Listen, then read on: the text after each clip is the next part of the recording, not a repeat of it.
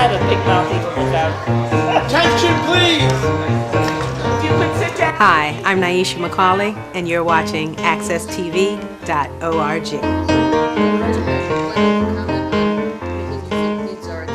Okay, thank you very much. It's my pleasure to be here today. What I'll do is I'll try to go through some of the other changes that Ken did not go through. But I do want to emphasize something because there was an awful lot of misstatement initially regarding what the commission did with regard to registrar of voters. I didn't catch your name. My name is Steve Mednick. I was the counsel to the Charter Revision Commission. Sorry. I'm sorry. The attorney, are you employed by the city? I'm a private attorney. I've done charter revision for all the largest cities in the state of Connecticut except for Stamford. This is my third Hartford charter revision. The Charter Commission had the ability to hire its own private counsel to support the work we were doing, and we hired Attorney Mednick. So one of the points I wanted to make is that there was an awful lot of controversy at our public hearings regarding what we did, what the commission did with respect to the registrar of voters. The current charter has a provision that was adopted in 2002 that permits the council to do what this commission was accused of doing, and that is provide for the appointment of registrars or constables. There are two different positions in the city of Hartford. So this commission did nothing to modify that standard. That standard is in the charter today. And all they did was adopt a provision that said that the council, if the statutes permit it, and the statutes do not permit it at this point, can make the appointment for the appointed registrar in the event there is an appointed registrar permitted by state law. The other thing that they did, and Ken talked about this briefly, is it really, the charter provision, if adopted with regard to the registrar of voters, kind of moves in the direction of nonpartisan and professional standards to be applied to the office, to try to depoliticize the office, even if the office remains an elective office with, quote, partisan members, to try to provide these services on a nonpartisan basis and on a fair basis. And frankly, most registrars' offices throughout the state of Connecticut pretty much operate that way. I think the commission felt it was important to establish a constitutional standard in the charter. We talked a little bit about, in 2002, the commission came up with a standard for addressing compensation for the mayor in particular. At that point, the mayor had not had a salary increase in some years, and salaries had always been kind of a political hot potato, and they established a standard back in 2002 that made the mayor's salary equivalent to the salary of a Superior Court judge. That was changed in this cycle so that the mayor will now have a salary that the base of the salary will be equal to an appellate court judge. The treasurer will have a salary, because the treasurer's salary is, again, the political hot potato, that will be equal to a Superior Court judge, and the council would be entitled to an escalator on compensation for, it's based on a consumer price index, so it would be a very marginal increase that they'd be permitted. But they are only permitted in the 4-year term prior to the commencement of the term and after the 3rd year of a term. You can't increase a person's compensation on a regular basis. It has to be, it's governed by the state constitution. The council has an expanded role in appointments to boards and commissions. This is a new provision. This is probably more akin to what is done in the legislature with commission appointments. The mayor will now have a bare majority of the appointments to boards and commissions. The council will have the remainder of the appointments, and they're going to have to work out an ordinance if this is adopted to work out the transition to that new standard. Another issue that they addressed was expanding eligibility for participation on boards and commissions beyond mere citizenship, to people who fall into various categories. Let me see if I can find them quickly here. I have it if you want. No, I have it right here. Where you can either be an elector of the city, a resident, at least 18 years of age, who is a citizen, a lawful permanent resident, or a refugee or asylee. The idea was to expand participation not for elective office, but for a point of office beyond the citizenship standard. The council will now have, now that it has shared appointment authority, it has removal of authority for those people that the council appoints to boards and commissions, if this is adopted. It kind of provided additional foundation for the internal audit, the audit commission. You have two very unique positions in the city of Hartford that I have not seen in any of the other cities that I represent. One is the audit commission, the internal audit commission, and the other is your elected treasurer.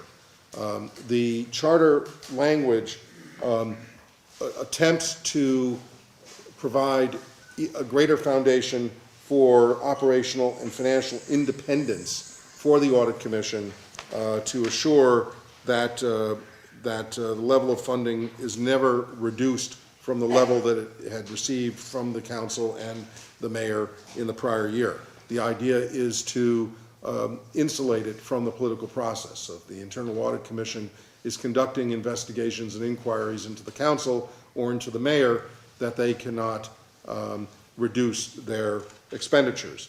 They've also created special circumstances where the Audit Commission can come and seek additional funds for investigations and for outside consultants to assist in those investigations. The other issue that the Commission addressed that had not been addressed in the past is established a constitutional standard for a city ethics commission, created an ethics commission in the charter. Again, like the Internal Audit Committee, I think that the Commission wanted to make sure that there was a watchdog, and what's significant about an ethics commission is right now it's discretionary whether you adopt it or don't adopt it by ordinance is entirely up to a city council. I think you have one, but it is now going to be required. And what's significant about an ethics commission, it's one of the few bodies at a local level that is granted statutory subpoena authority.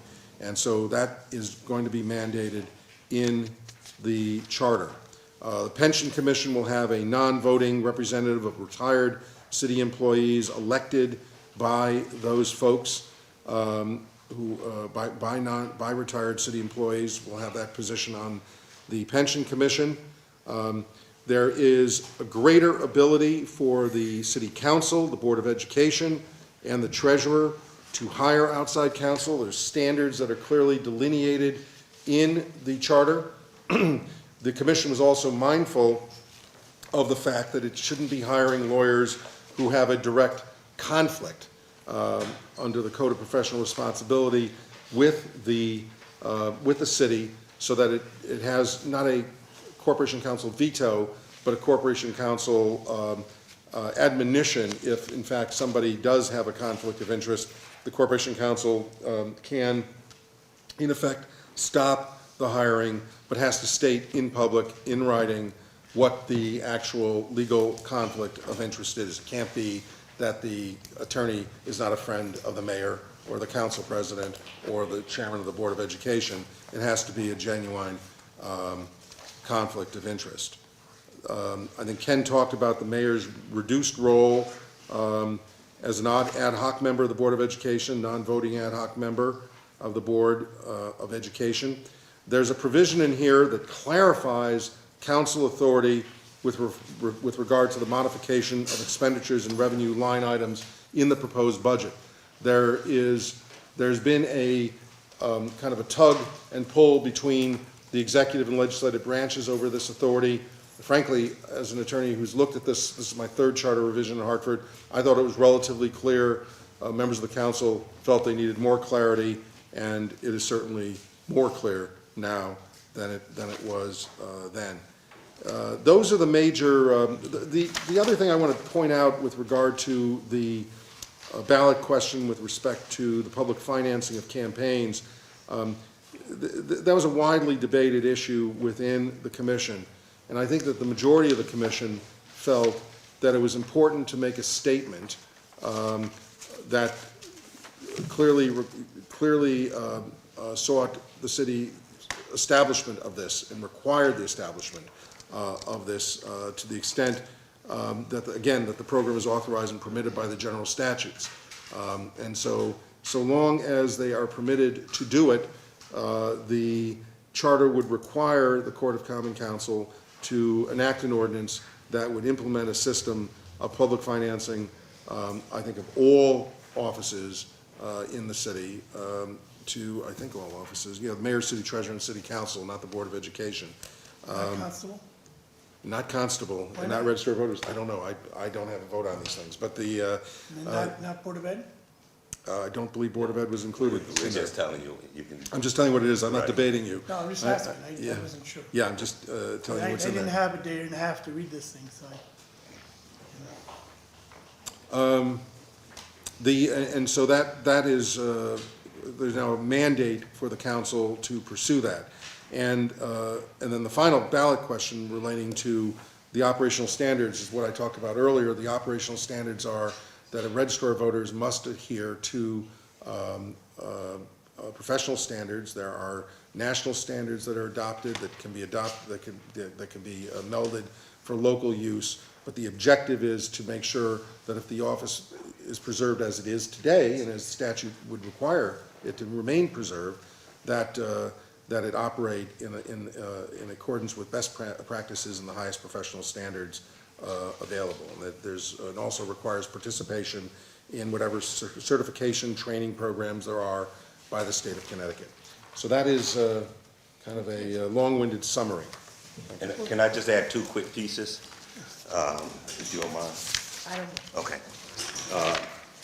I've been talking to a lot of people about the register of voters and that we're trying to get rid of the register of voters. The commission, we're not trying to get rid of anybody. We're just trying to respond to some of the questions that was posed to us to look at. The register of voters is the office is a state position and state law in terms of how it operates. And as I said earlier, it almost guarantees a majority party register and a minority party register. And people say, well, the city is asking for it to be changed. The reality is that the state legislature can change it at any time. So it's not just a city issue.